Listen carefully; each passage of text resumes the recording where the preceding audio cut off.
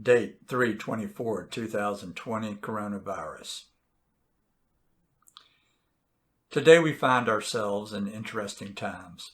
We have an invisible threat that lays within our community, a threat that will most likely remain with us for an extended period of time. This coronavirus is also known as the COVID-19, threatens our employees, and therefore it is a threat to our organization as a whole. For a threat upon any one of you is a threat upon this organization. I understand the unfortunate reality of being forced to make a decision between providing shelter, food, and security for your family by working, or perhaps providing some other level of security by staying at home. Each of you will have to face this decision now and in the future as events unfold. Each of you are different. Each of you are unique. Your philosophies differ. Your religious views differ. Your financial situations differ, and your households differ. Therefore, each of you will have to make your own decisions. Currently, Ion Apex has been deemed as essential. As a construction-related company, we build and support the infrastructure that allows society to function.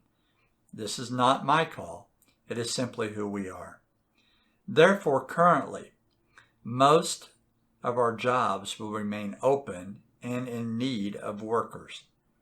On one hand, for those who need to work and provide shelter, food, and security for your family, this may be viewed as a good thing.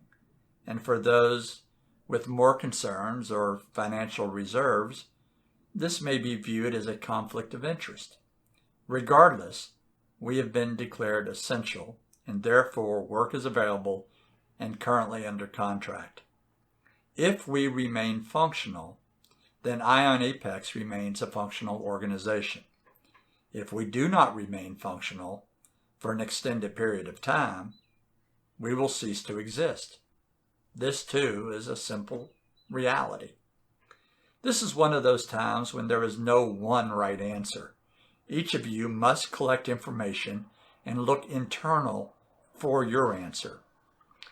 As a learning organization, we have purposely selected and promoted individuals who have the ability to do just that. We have encouraged and taught you to collect information, problem solve, and apply it to your given situation. Therefore, I have asked Sean and Justin to prepare an information video that lays forth your financial safety nets, such as unemployment and the forthcoming HR 6201. In addition, for those who want or need to continue working, I've asked them to include a list of new procedures I expect to take place on every project. Let me also add that no one is suggesting that this virus can be stopped completely by these procedures. At some point, each of us will know someone who is infected, or perhaps we ourselves will be infected. This too is a reality. However, it is our hope that these procedures slow the spread of the virus so that what medical resources are available are not overwhelmed. Therefore, take these precautions serious. But know that at some point, this virus will appear within our midst. When it does, we will once again be asked to make tough decisions. At that point, may our actions be guided once again by grace and compassion. I will continue to pray for the well-being of each of your families, and may God bless each of us. Thank you.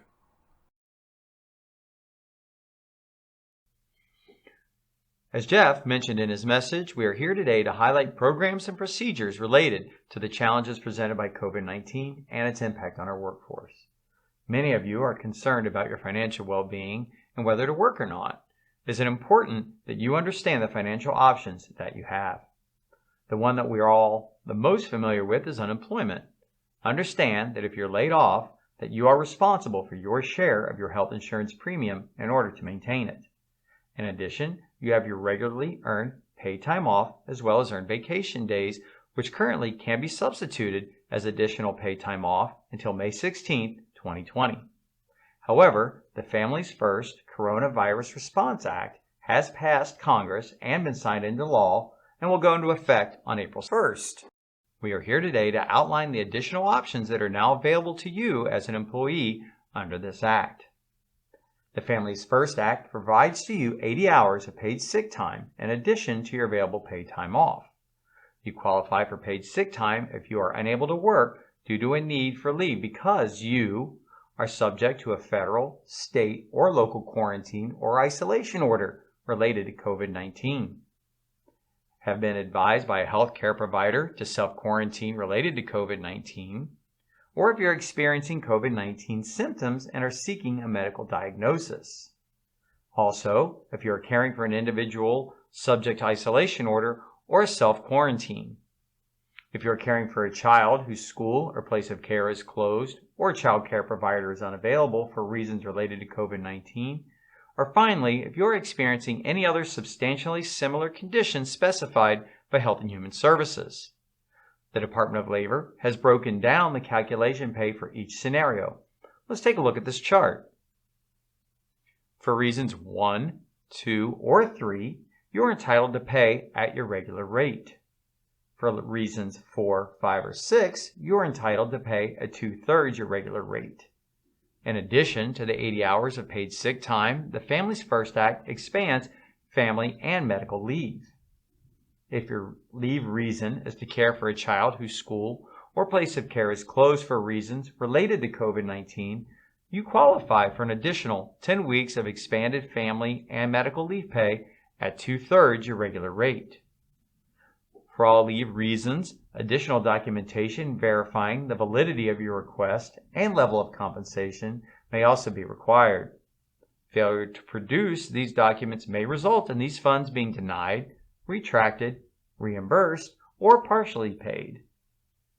To assist in requesting leave under the Families First Act, we have developed a special Request to be Scheduled Off form which you can request leave due to one of the 6 reasons we've mentioned. Any individual who submits the leave form for any reason other than childcare, reason 5, will be expected to be on leave for 14 days minimum or to submit proof of a medical diagnosis indicating they do not have COVID-19. When you're ready to return to work, you will need to submit the request for reinstatement form. Reinstatement may not be immediate and may require a medical release. Now, for those employees who choose to continue their regular employment, we have implemented the following procedures. Construction firms are included on the list of essential businesses by both Ohio and Kentucky. This means we will continue to operate as normally as possible with the following procedures in place. First of all, we have made logging in and out available on your communication device. This eliminates the need to use one electronic device per project that everyone touches. Remember, electronic devices leave electronic fingerprints everywhere and data is traceable. Please be aware that as a company, we do view padding a timesheet as theft. We encourage you to schedule and hold all meetings via phone or e-conferencing if possible. However, if an in-person meeting is required, we encourage all staff to limit meetings to 2 people when space is restricted. We also encourage all in-person meetings to be held in an open-air environment if possible. Practice 6-foot social distancing for employees, partners, and members of the public. We are using GoToMeetings for the daily crisis management team meeting. We're finding that it works better than a conference call. Please learn to use this technology. It works so well, we will be using it long after this crisis has passed. Safety meetings are still required. Spread out or have multiple meetings so safe distancing can be observed. Stop gathering in the job trailer. Stagger starts on the job sites and stagger your breaks and lunches. Remember, frequent hand washing is required for all employees, partners, and members of the public with soap and water for at least 20 seconds. Make sure your job site has this option. If not, contact the office. Please quit sharing common job site portalets. We're working on getting portalets for our own employees. Keep them locked. Now is not the time to share your portalet with all the neighbors. Limit travel in company vehicles to the driver. No passengers. We have no control over who rides in your personal vehicle. But remember, carpooling may be a concern and not allow for the recommended distances. It's really up to you. We're working to make sure gloves are available for our employees. Make sure you have a stockpile in place. They may become the next item to be in short demand. Avoid close contact with people who are sick. This includes, remember, shaking hands. Cover your cough or sneeze with a tissue or elbow. Avoid touching your face and eyes. Clean and disinfect frequently touched surfaces. This includes the gang box handles and the locks. Make sure disinfectant SDS sheets are on the job site and clean your company issued tools. Make sure you have the personal hand tools you need. Quit borrowing from others. Use the same ladder or lift during the day and wipe down your lift controls with your lift inspections at the very least. Now remember, if we run out of Lysol, we will be using Clorox and water, but Clorox can bleach clothes quickly, so be careful with it. Make sure the spray bottle is marked in big bold letters, Clorox and water. Dispose of those used rags properly. And again, if you do feel ill, please stay at home. Review our most recent videos regarding the CDC guidelines for this issue. If you have a question regarding this matter, call HR. Several doctors' offices are using e-conferencing to see concerned patients. Take your temperature prior to arriving on the job site each day. And if you have an elevated temperature, again, stay home. This is a constantly evolving situation, and we will continue to do our best to keep you updated and provide you with both opportunities to continue to work and an income and be as safe as possible. As always, should you have any questions, feel free to call the office. We really want to thank you for all you're doing, and please stay safe.